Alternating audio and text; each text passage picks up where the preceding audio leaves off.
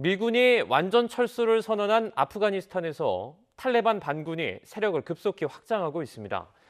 중국은 미국이 빠진 아프가니스탄 문제에 적극 개입할 움직임입니다. 2001년 미국은 9.11 테러 사건을 계기로 아프가니스탄에 개입하며 전쟁을 시작한다.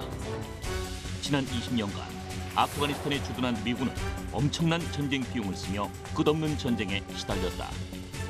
강대국의 무덤이라고 불리며 역사적으로 악명이 높았던 아프가니스탄.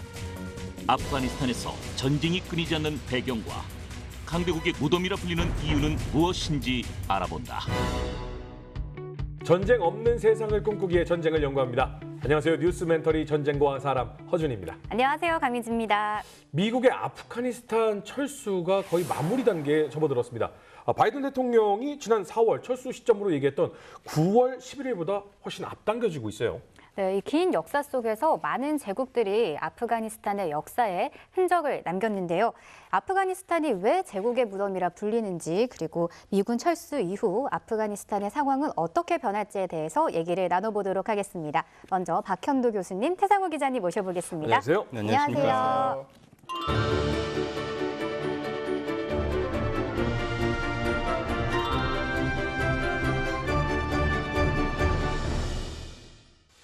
네.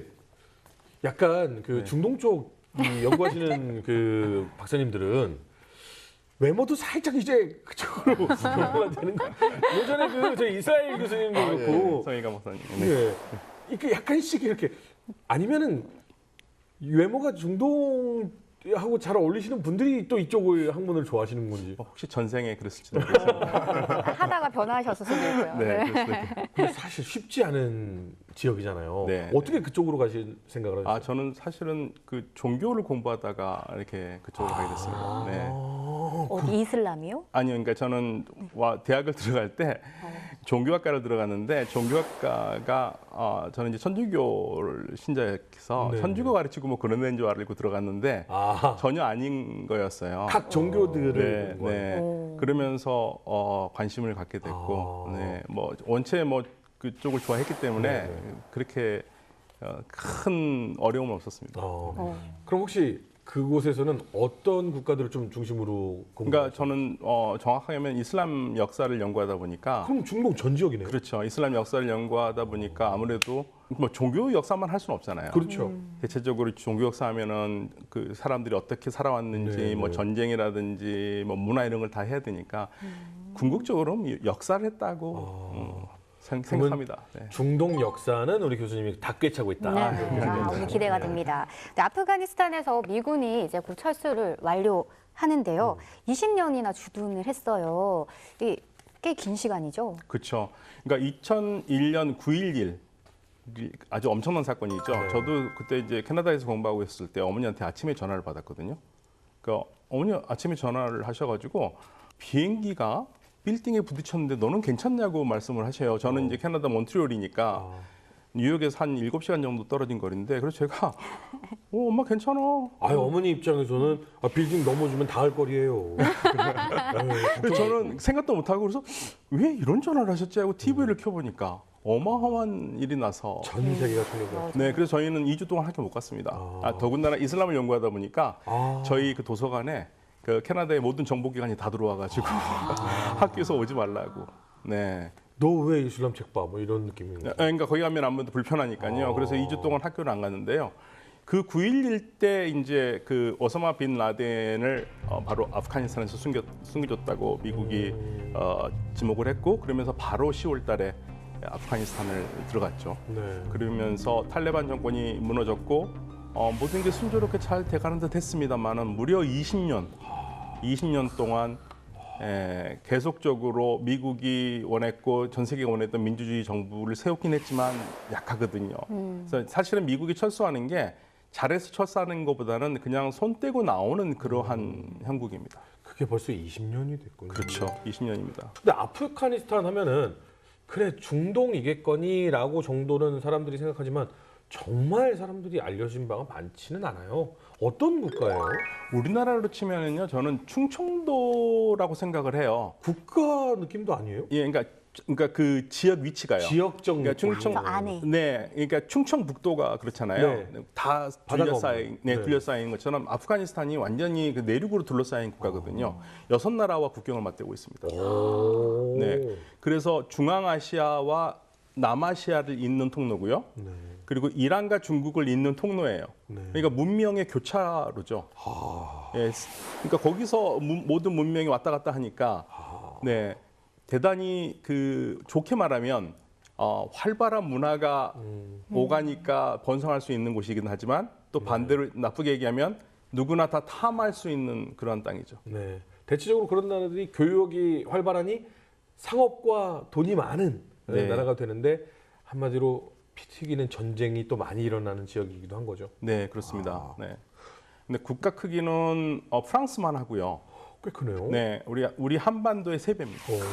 예, 그런데 이제 문제는 이 나라가 힌두쿠시 산맥으로 내려오는 곳이거든요. 그러니까 굉장히 높은 산이죠. 북쪽에서 7,000m 산이고 중간쯤 오면 5,000m까지 되는 그 엄청난 험한 지역이에요. 예, 그래서 이제 그 2013년에 탈레반이라는 책을 써서 유명해졌던 아흐메드 라시드가 자기가 이제 그 취재를 할 때 한 탈레반이 와서 자기한테 얘기를 해주면서 이 아프가니스탄이 어떤 나라인 줄 아느냐.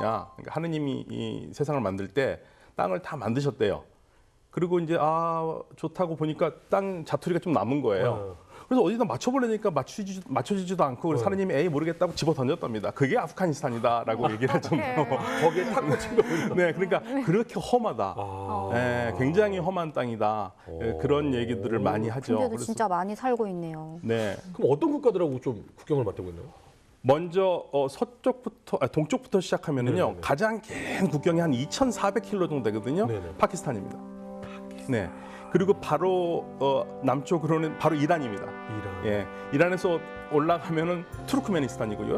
네. 그리고 우즈베키스탄, 타지키스탄, 중국이에요. 근데 중국과는 국경이 굉장히 짧아요. 네. 그러니까 중국과 국경은 영국과 러시아가 만든 겁니다. 영국의 세력권과 그러니까 러시아가 중앙아시아를 지배하고 있었고 영국이 남아시아를 인도를 지배하고 있었는데 이 둘이 부딪히면 안 되지 않습니까? 그러니까 마치 38선처럼 네. 그 아프가니스탄에서 중국으로 들어가는 회랑이 있거든요. 와칸 회랑이라고 그러는데 그걸 한 91km 뭐 그 정도 되는 건데요. 네. 거기 이렇게 비워놨어요. 마치 예, 풍선에 그 부는 것처럼 있는 그런 부분을요. 그래서 거기가 이제 양쪽의 균형을 유지했던 건데 그래서 가장 긴 통로를 파키스탄 그리고 이제 타지키스탄 이라는 거 갖고 있죠. 와, 그렇다라는 건 중동의 맹주였던 이란, 중국 그리고 지금 이름을 들어보면 러시아, 구소련. 러시아. 엄청난 강대국들 사이에 네. 끼어 있네요. 네. 그리고 인구 구성도 저 2019년 세계은행 통계로 보니까 3,800만 명 정도 되거든요. 그냥 3,800만 명이 다 같이 뭐 똑같은 뭐 우리처럼 네네. 그 한민족처럼 네네. 뭐 이렇게 단일민족이나 뭐 이런 식으로 네. 된 게 아니라 일단 가장 많은 수가 한 50%가 좀 못 되는데요. 파슈툰족이라고 합니다. 파슈툰족. 예, 파슈툰족인데 파슈툰족은 또 언어가 파슈토어를 써요. 네. 파슈토어는 원래는 공식 언어는 아니었고요. 네. 이 지역에서 썼던 공식 언어는 다리어라고 합니다. 나리. 예, 다리는 그러니까 페르시아의 아프가니스탄 방언이라고 생각하시면 돼요. 그 다리어를 쓰는 사람들은 이란 사람들과 아무 문제 없이 소통이 됩니다. 오. 예, 조금 발음이 강해요. 그런데 이제 그 파슈토어도 공식 언어로 지정이 돼서 지금 공식 언어는 2개입니다. 2개로. 예. 그리고 여기에 이제 그 다음으로 많은 사람들이 한 27% 정도가 타지키스탄 사람들입니다. 타직 사람들이라고. 네, 타직 사람들. 이 사람들은 또 페르시아 웨통을 쓰거든요. 다리어를. 네네. 네. 그리고 이제 하자라고 하는데요. 하자라는 얘기가 참 많은데 생긴 건 우리가 굉장히 비슷해요. 그래요? 네. 그래서 이제 중동에 우리랑 비슷하게 생긴 사람들 있어요? 예, 굉장히 친근감 느낍니다. 이란에도 그런 사람들이 많거든요. 난민으로 내려온 사람들이. 제가 아프가니스탄에서 종군을 했을 때 네네. 뭐 미군하고 상당히 많은 시간을 보냈지만 아프가니스탄 현지 군하고도 오래 있었습니다. 네. 정말 그 군 안에 그 민족들이 다 있습니다. 파슈툰 있고 타직이 있고 하자라 있고 이런데 그러니까 지방마다 약간 이 군대 편성이 인구 편성이 약간 다르더라고요. 근데 그 하자라 쪽은 바미안 쪽 그쪽에 좀 많이 있어요. 네. 그쪽으로 갔더니 특히 어떤 병사 하나는 미군 애가 그러는 거예요. 제 동생을 찾았대요.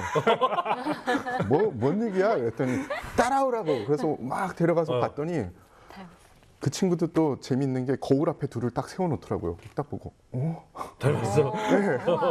어머니를 보여줘야겠는데 이 사람은 뭐 이런 정도의 느낌이었어요. 근데 그 친구도 네. 저보고 아주 해맑게 웃으면서 놀란 얼굴들이었어요. 그렇구나. 얼마나 반가웠을까. 그러니까요. 이렇게 이제 크게 여러 사람들이 있기 때문에 여기가 이제 하나의 국가의 정체성을 딱 하나 갖고 자라기가 굉장히 어려운 곳이죠. 그러네요. 네. 그럼 혹시 그 지역 자체가 예전부터 침략을 많이 당해왔던 지역인가요? 그렇죠. 그러니까 뭐 고고학자들 얘기 따르면 기원전 3000년경부터 사람들이 이렇게 문화 생활을 했다고 얘기를 하는데요. 거기를 제일 먼저 역사 속에서 정복했던 것은 고대 페르시아 제국입니다. 네. 네, 고대 페르시아 제국이 거기를 정복을 했다가 그리고 이제 페르시아가 알렉산더한테 무너지지 않습니까? 네. 알렉산더에게 들어옵니다. 굉장히 힘들었어요. 그러니까 플루타르코스가 뭐라고 그러냐면 알렉산더가 싸운 이 아프간 그 사람들은 마치 그 히드라 괴물과 같아가지고 목을 하나 치면 다른 목이 두세 개가 나온다. 그러니까 게릴라전에 능해가지고 그래서 알렉산더가 대단히 난폭한 모습을 보여줬더라고요. 예, 물론 정복을 하긴 했지만 너무 힘들었고 생각하기도 싫은 그러한 곳이었고. 그래서 이제 알렉산더의 그 흔적들이 곳곳에 남아 있습니다. 예를 들면 칸다하르도 그렇고요. 이런 도시들이 굉장히 많이 있습니다. 예.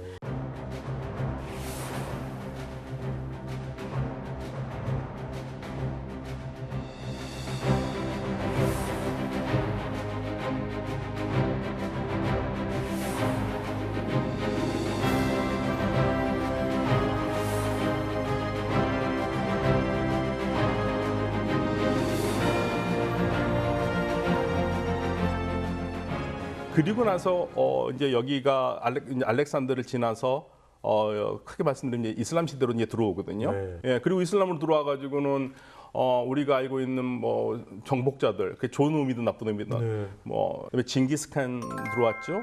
바부르, 무갈 제국 바부르까지. 무갈 제국. 네, 그러니까 여기가 다 거쳐간 곳입니다. 그래서 우리가 요즘 아프가니스탄 얘기하면은 제국의 무덤이라는 얘기를 참 많이 해요. 네. 그런데 제국의 무덤이라기보다는 그 당시에는 오히려 정복자의 고속도로.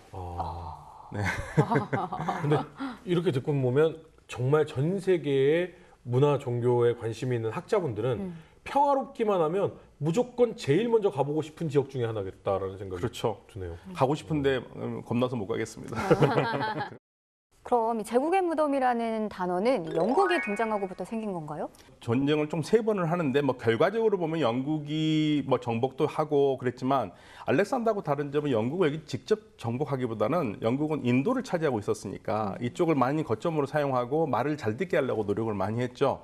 그래서 이제 1차 전쟁, 2차 전쟁 총 3번을 전쟁을 하는데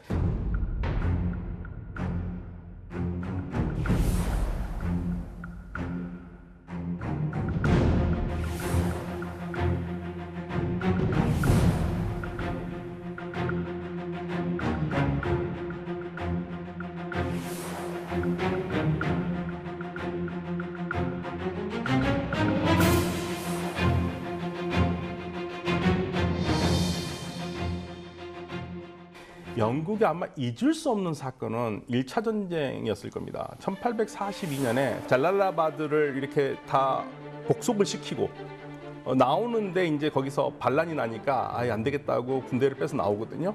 군인들 한 4,000명 정도 이상 되고요. 따라온 사람들이 한 16,000명 정도 되는데 이 사람들이 어디로 가냐면 그 추운 1월 달에 히베르 통로라는 게 있어요. 아프가니스탄에서 파키스탄 쪽으로 가는 통로. 거기에서 급습을 당해가지고 전몰당합니다. 딱 군의관 한 명이 살아남아서 그거를 증언을 해요. 네, 그 잔인한 과정. 그게 히베르 통로 학살 사건. 네, 네.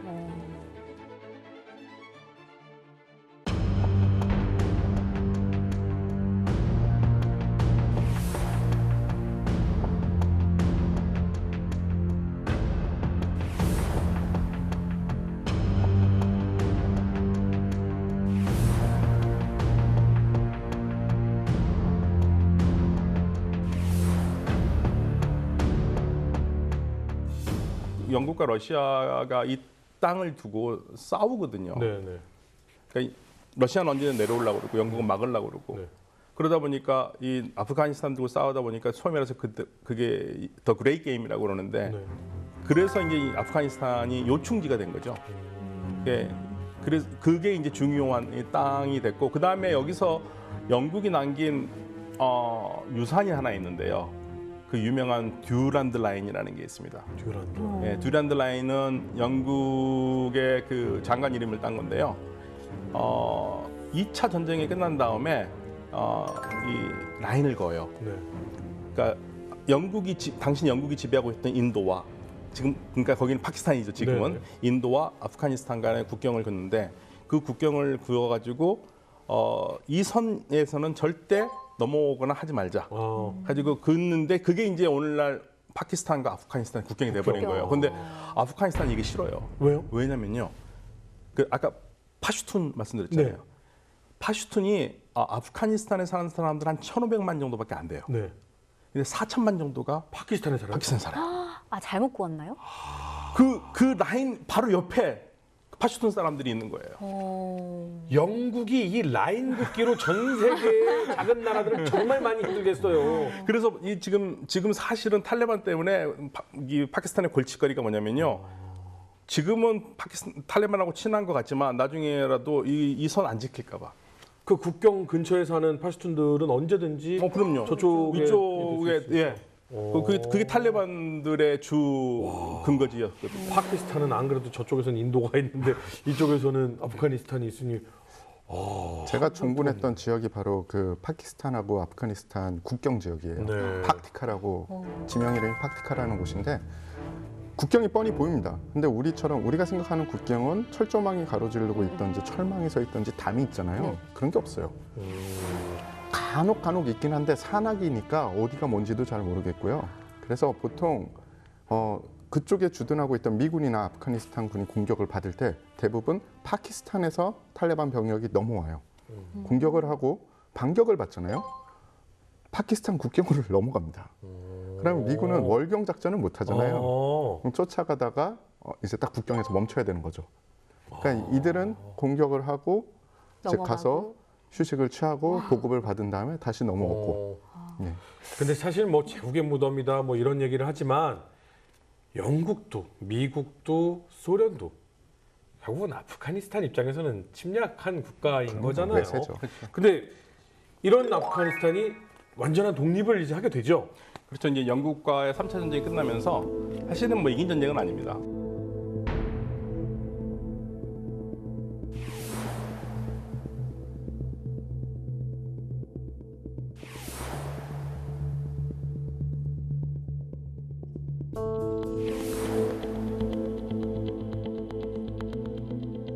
그런데 아무튼 영국은 이제 손을 떼면서 이제 아프가니스탄이 실질적으로 독립을 하게 되고요. 네. 그래서 왕정으로 가거든요.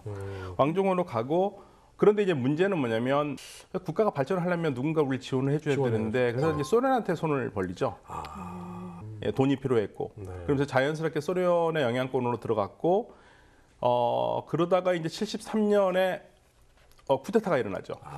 네, 쿠데타가 나서 왕정이 공화정으로 바뀌고요. 그리고 그게 이제 친소 정권이죠, 사실은요. 그런데 이제 공산 정권이 들어섰는데 이제 그러한 그 서로 좋지 않은 사람들끼리 있을 테고요. 네. 그러면서 78년에 쿠데타가 나요. 문제는 이제 여기서부터죠. 노선 차이. 노선이요. 똑같이 혁명을 했는데 네. 한쪽은 급진 노선이고 한쪽은 원군 노선이에요. 원군 노선은 우리 아프가니스탄은 아직까지 농경 사회 중심이고 근대화가 잘 안 됐기 때문에 예, 부르주아라든지 이런 거서 뭐 이렇게 쳐내기 어렵다. 점차 시간을 두고 예, 사회주의화로 가야 된다고 하는 사람들이 있었는데 네. 정권을 잡은 사람들은 급진파였어요. 예, 그러면서 이제 급진파들이 온건파들을 제거를 하죠. 다 제거합니다. 수청이 시작. 네, 다 제거하고요. 그리고 이제 국민들도 불만이 많죠. 국민들도 너무 급격하게 막 뭐를 하니까. 네, 네. 그래서 이제 그때 이제 쉽게 말하면 반정부군이 생기는 거예요. 그래서 이제 정권이 흔들릴 것 같으니까 소련이 보고, 이거 안 되겠네. 그래서 소련이 개입한 겁니다. 아이고야. 그게 소련 개입. 네, 소련이 개입. 그래서 이제 79년에 소련이 그 친소 정권을 막 붕괴하는 걸 막기 위해서 개입을 하는 게 소위 말해서 우리가 잘 알고 있는 소련 아프간 침공이거든요. 이 침공이 무려 10년 동안 이어지는데 실질적으로 소련도 85년이 되면 이 전쟁이 의미가 없다고 해서 이제 철군을 생각하기 시작하고 그러면서 그 당시에 또 소련에 반대했던 많은 무자히딘이 미국의 지원을 받아서 소련과 항쟁을 하거든요. 사실은 소련이 좀 실수를 했어요. 그렇게까지 무리하게 할 필요가 있었는데 일단은 침략이잖아요. 뭐 자기 입맛에 맞는 정권을 지키기 위해서 들어오긴 한 건데 일단은 침략이었고 그리고 냉전 시대다 보니까 반대파들은 당연히 미국에서 지원했겠죠. 네. 그리고 소련이 명분은 있었죠. 침공을 할 때 대외적인 명분은 있었는데 하지만 그건 침공이라는 건 감출 수가 없는 그럼요. 거거든요.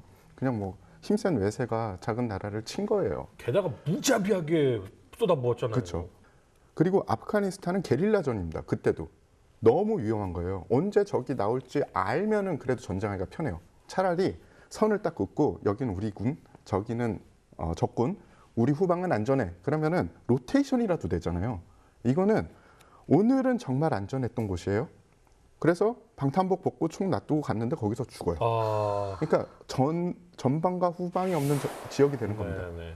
전투를 하는 병사들이 이 전투 효율이 있을 수가 없는 그런 상태가 되는 거죠.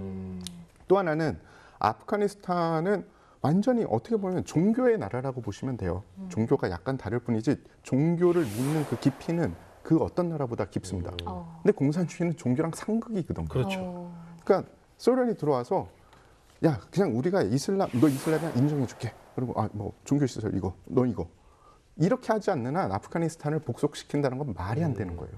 근데 그 말이 안 되는 걸 10년 동안 하고 있었던 거죠. 아까 그 교수님께서 아프간 사람들은 신이 다 만들고 남은 거 짜투리 던져서 팍 꽂혀가지고 어마어마한 지형이 탄생했다고 했는데 기자님 직접 가셨잖아요. 그죠. 얼마나 험해요? 일단은 아프가니스탄 자체가 이 땅에 있으면 아프가니스탄 땅에 있으면 어떤 계절이든지 5가지 기후를 맛볼 수 있다고 그래요. 남쪽으로 내려가면 사막이에요. 북쪽과 동쪽은 산악 지역입니다. 네. 그러니까 산 위에서는 뭐 활동을 한 7,000m가 넘는 산에서 활동한다 이건 말도 안 되고 그리고 날씨 자체도 아래서 반팔 입잖아요. 네. 거기서는 이거 뭐 오리털 이 파카이브. 방한복 그거를 몇 겹을 입어도 추운 데가 아프가니스탄입니다. 어, 일단은 군사 작전을 아프가니스탄에서 하는 거를 제가 직접 봤죠. 네. 거기서 보고선 이 국가는 이 지형은 게릴라전에 특화된 곳이다라는 생각을 할 수밖에 없었어요. 산이 너무 울창하고요, 골이 깊고요, 그리고 숲도 울창해요. 숲도 있어요? 아유, 어마어마합니다. 오. 그러니까 뭐 소련이나 그때 당시에 뭐 냉전 시대에 제일 셌던 소련이나 아니면 지금 우리 천조국이라고 하죠. 천조국인 미국의 정찰 자산을 아무리 동원을 해도 완벽하게 커버하기도 힘들어요. 그러니까 지하 미로랑 집집마다를 연결하는 지하로를 정말 촘촘하게 잘 만들어놨어요. 옆 동네 사람도 그러니까 뭐 옆 동네라고 해도 가까운 동네는 없어요. 거기는 그렇죠. 뭐 조금씩 있어요. 그 사람들이 이 동네 오잖아요. 네. 그러면은 길을 잊어버려요. 네, 그 정도입니다. 그렇기 때문에 뭐 아무리 현대적인 그리고 강력한 이 화력을 가진 국가가 외세가 가서 네. 거기서 전쟁을 하려고 해도 애를 먹을 수밖에 없죠. 우리가 흔히 보던 그 폭격을 당해서 가슴 아프던 그런 마을들 이건 정말 빙산의 일각이네요. 어마어마하게 높은 7,000m 산에 숲이 우거져 있다? 아프가니스탄에 산에 숲이 우거져 있다는 거 정말 상상도 못했는데 거기다가 소수민족도 꽤 있죠. 그럼요. 그러니까 소수민족들도 꽤 있고요. 그리고 일단은 그들끼리 말도 안 통해요.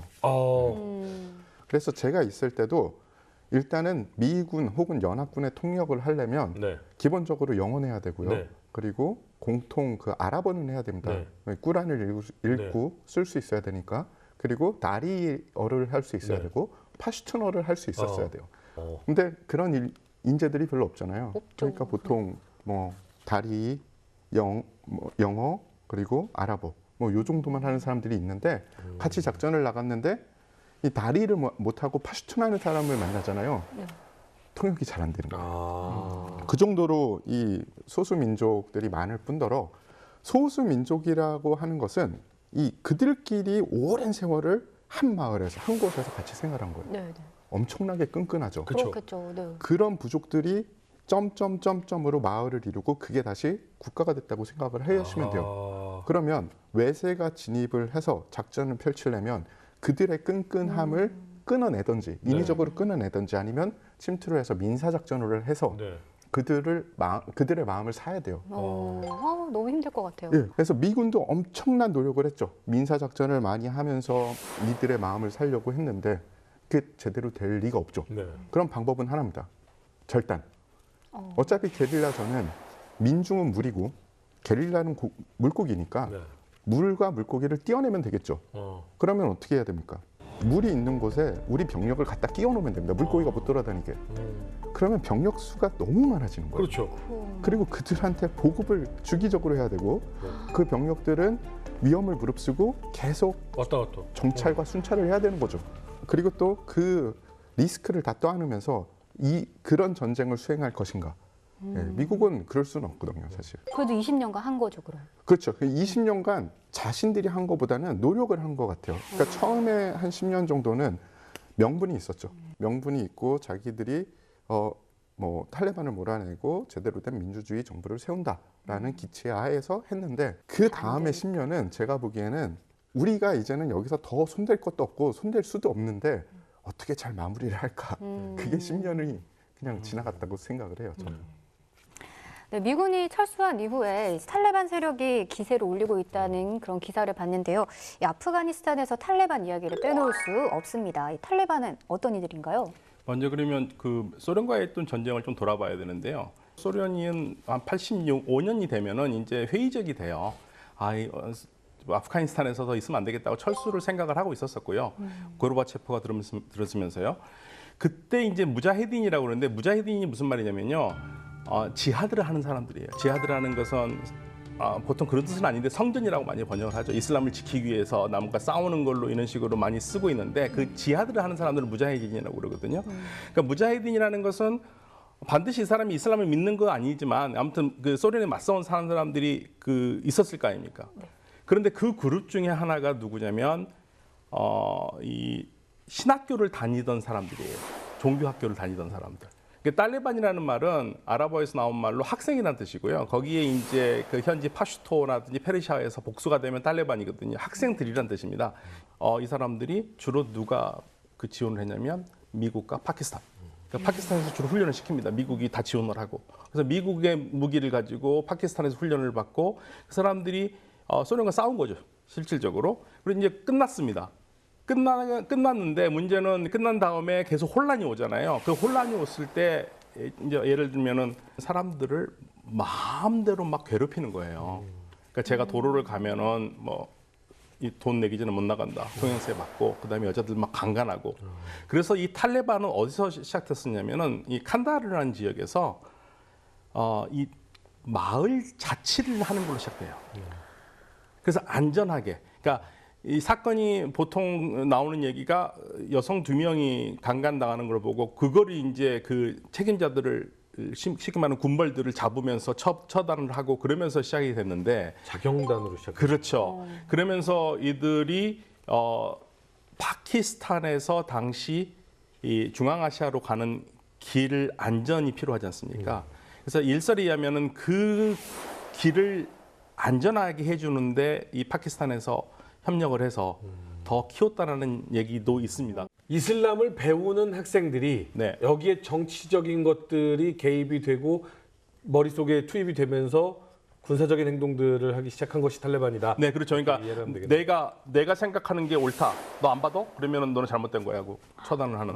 그러한 게 강력한 게 파키스탄과 아프간에서 시작된 겁니다. 어떻게 보면은 사실 주입식 세뇌 교육인 맞아요. 거나 다름없네요. 그 사람들은 그게 올바른 이슬람이라고 생각해요. 자신들이 생각하는 가스라이팅. 이슬람이. 네. 근데 사실 미국이 아프가니스탄을 지원한 거는 그런 군사적인 지원 말고 민간인들을 위한 지원을 원래 계속 해오지 않았었나요? 근데 미국은 소련을 무찌려야 되니까 소련과 싸우는 애들한테는 다 무기를 준 거죠. 그 민간 지원이라고 말은 하지만 네. 그러니까 결국은 무기와 모든 거를 파키스탄과 손잡고 한 겁니다. 군사적 지원을 한 네, 거예요. 네, 그럼요. 어떻게 보면 아프가니스탄의 이 1950년도 이후를 극명하게 보여주는 곳이 어디냐면 여러분들도 얼마 전에 그 언론을 통해서 봤던 바글람 기지예요. 바글람 기지를 처음 누가 지었는지 아십니까? 미국의 자본으로 지었어요. 1950년도. 그러니까 소련이 아프가니스탄을 저 원조하기 전에. 그래서 그래서 아이젠하워 대통령이 당시 미국 대통령이 바글람 기지에 내립니다. 그래서 거기서 국왕을 만나요. 그 이후에 미국은 자기 주변에 있는, 그러니까 냉전 시대잖아요. 근데 쿠바랑 이런 곳이, 쿠바랑 남미에 공산 이 세력이 확대가 되니까 잠깐만, 아프가니스탄이 급한 게 아니다. 여기부터 손보자. 글로 돌렸죠. 소련은 여기에 미국이 하면 안 되는데, 그러면서 이제 소련이 그쪽으로 원조를 시작을 하죠. 그 뒤에 이 아프가니스탄 군이 그 바글람 기지에 계속 주둔을 했죠. 공군이겠죠. 근데 이제 소련 친소 정권으로 바뀌고, 그리고 소련이 전쟁을 시작을 하자 거기에 2개 사단의 소련군 공수부대가 주둔을 합니다. 그리고 10년 정도를 그곳을, 거기가 되게 전략적인 요충지예요. 그 바글람 기지에서 뜨면 아프가니스탄의 모든 지역을 타격할 수 있습니다. 타격하고 돌아올 수가 있죠. 아주 효과적으로. 소련군이 철수하고 미군이 다시 들어가자 미군이 거기를 또 이 아프가니스탄에서 최대의 군사기지로 또 사용을 합니다. 아프가니스탄 1950년도 이후에 아프가니스탄의 모습을 어떻게 보면 바글람 기지가 다 보여준 거예요.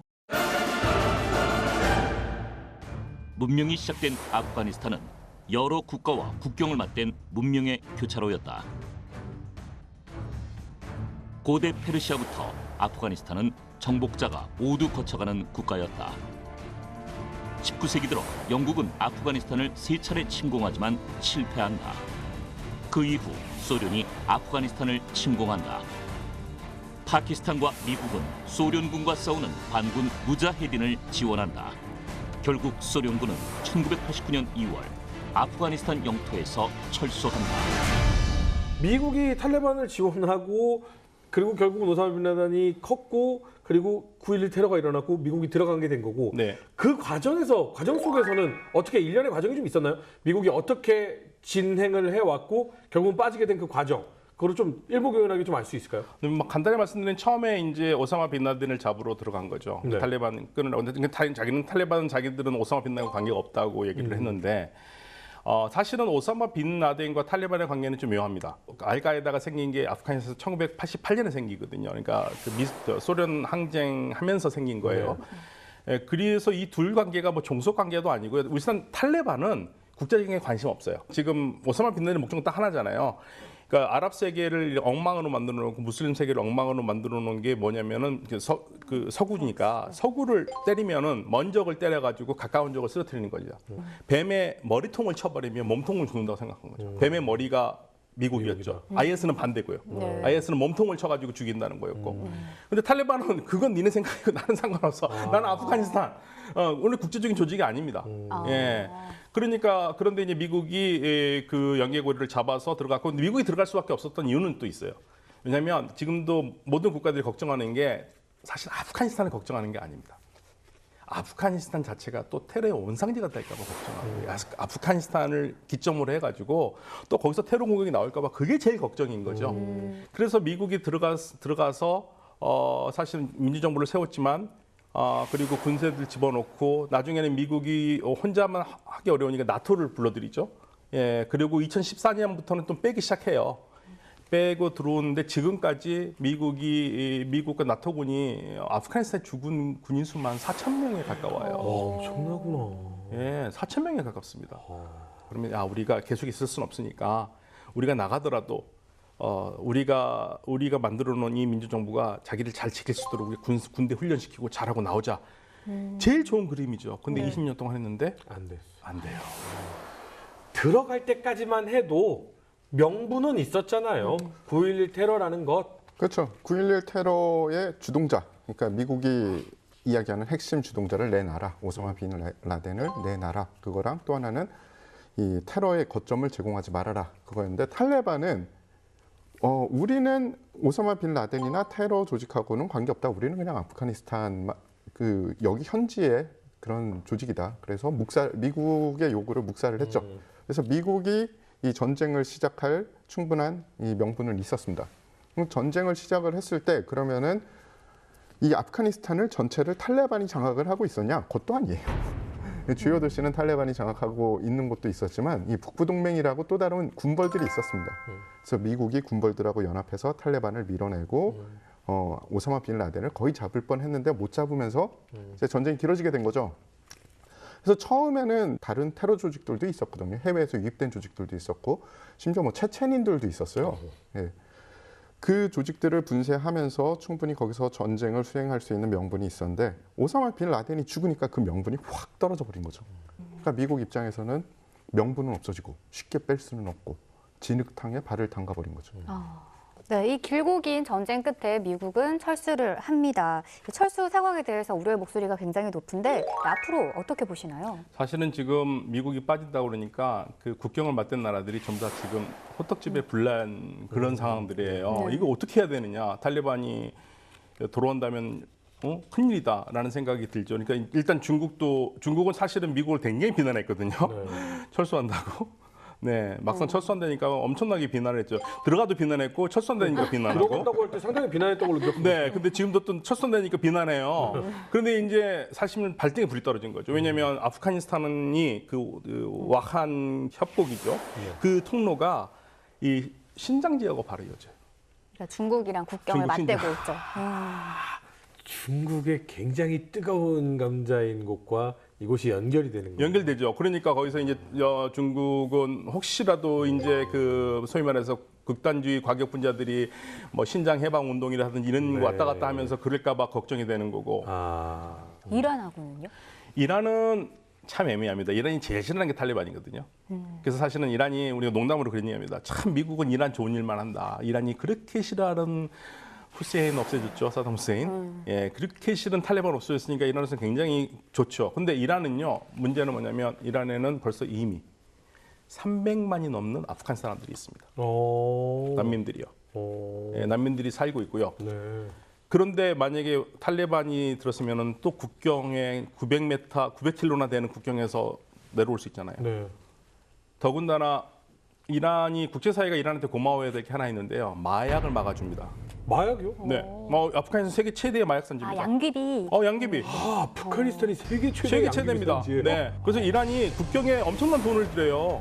마약 못 넘어게 하려고. 그렇죠. 그래서 저희 유럽이라도 국제사회가 이란한테 고마워하거든요. 근데 이란이 너무 화가 나는 거예요. 이렇게 돈을 많이 드는데 국제사회가 안 도와주거든요. 내 돈 내가서 받고 있는데. 네, 농담 삼아 그런 얘기를 하죠.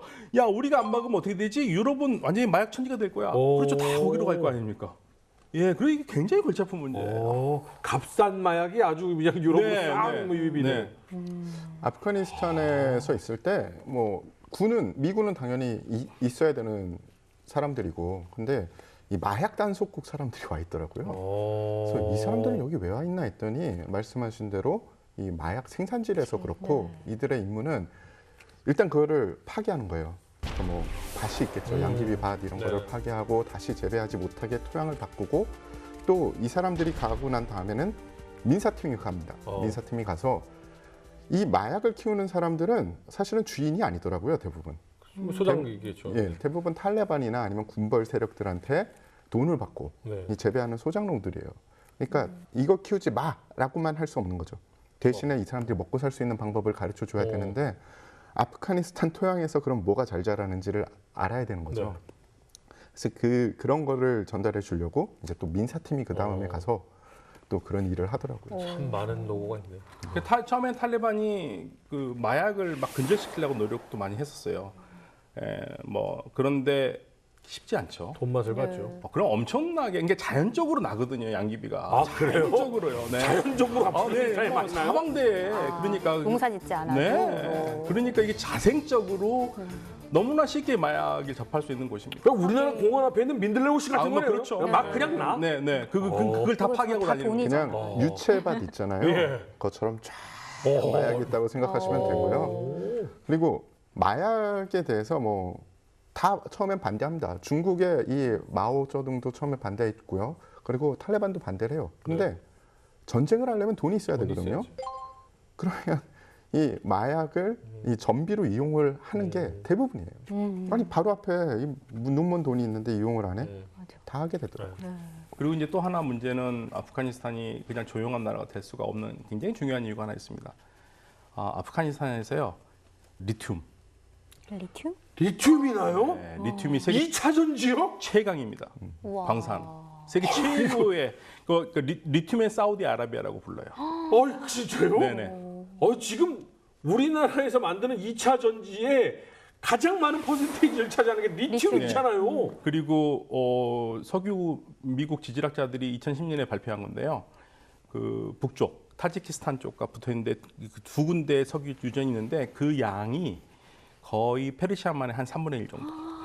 큰일 났네요. 와, 그냥 신이 진짜 막 만든 곳은 아닌 거 이거 같아요. 이번으로 끝낼 수가 없어요. 아프가니스탄은. 왜냐하면 이 앞으로도 계속해서 이 어마어마한 부가 창출되는 곳을 뭐 세계적으로 강대국 혹은 그 지역 내에 강성한 이 세력들이 놔둘 리가 없거든요. 네. 그래서 이거 다음번에 꼭 한번 다시 또 다루는 걸로 하고 네. 일단은 마무리를 좀 지어야 될 것 같습니다. 네, 오늘 이렇게 아프가니스탄 침략의 역사와 미군 철수까지 얘기를 들어봤는데요. 마지막 한마디 부탁드립니다. 탈레반이 교육을 전혀 못 받은 사람들입니다. 사실은 교육받고 인테리들은 전부 다 외국으로 나가버렸고요. 가장 가난한 사람들이 사실 신학교를 다녔기 때문에. 하얀 도화지네요. 네, 그렇죠. 그래서 그러한 저 종교적 무지도 그렇게 생기는 거고요. 그리고 제가 끝으로 꼭 아프가니스탄에 대해서 마무리하고 싶은 말은 아주 미국의 유명한 세바스찬 용어라고 언론인이 그런 말을 해요. 아프가니스탄은 어떤 나라냐면 젤리를 못의 벽에다가 이렇게 고정하려고 망치를 하면 나중에 보면은 젤리는 다 없어지고 구부러진 몸만 남는다. 네, 그게 아프가니스탄입니다. 네, 그런 얘기를 한 적이 있습니다. 근데 너무나 딱 와닿았고요. 나라는 의지가 있는 사람들이 지키는 거거든요. 그래서 저는 그런 늘 중동 역사를 볼 때마다 정말 우리나라가 고맙고 우리 국민들에게 자부심을 느낍니다. 네. 아프가니스탄 역사를 들여다보면요. 외세가 들어오면 꼭 거기에 친정권이 생겼어요. 그러니까 소련이 들어왔을 땐 친소련 정권이 생겼고 미국이 들어왔을 땐 친미국 정권이 생겼습니다. 그러면 그 친미 정권, 친소 정권이 잘하냐? 아니에요. 아프가니스탄은 여러 부족으로 만들어진 구성된 국가잖아요. 그 대통령도 어느 부족의 일원이죠. 그러니까 그 자신의 부족들한테 이권을 다 주는 거예요. 우리나라 역사를 한번 되새겨 보면 우리도 많은 지역 감정을 가지고 있었고 그리고 어떤 정권은 문제가 있었습니다. 근데 우리가 지금 발전하고 문제가 없을 수 있게 된 것은요. 그 지역 감정을 어느 정도 타파할 수 있었기 때문인데 또 그 안에는 그러면 우리와 그들의 차이는 뭐냐? 여기서 제가 말씀드리고 싶은 거는 그러니까 뭐가 옳고 뭐가 그르다라는 확실한 판단을 세계관을 가지고 있는 사람들이 별로 많지 않습니다. 근데 대한민국은 다행히 거의 모든 국민들이 다 고등교육을 받았고 그러면서 제대로 된 교육을 받았죠. 그래서 전쟁 얘기하다가 교육 얘기까지 왔는데 교육이 그만큼 중요하다는 것은 저는 아프가니스탄에서 종군하면서 알게 됐습니다. 네, 역사적으로 알렉산더 대왕부터 영국, 소련까지 아프간에 침공을 해서 수많은 피를 뿌렸습니다. 이 미군이 철수하는 아프간에 이제는 평화와 재건이 찾아올 수 있을지 지켜봐야겠습니다. 다른 거 없습니다. 석유도 많다고 하고 리튬도 많다고 합니다. 이것들이 아프간 국민들의 행복으로 돌아갔으면 좋겠습니다. 저희는 다음 이 시간 조금 더 흥미로운 주제를 가지고 돌아오겠습니다. 여러분 감사합니다.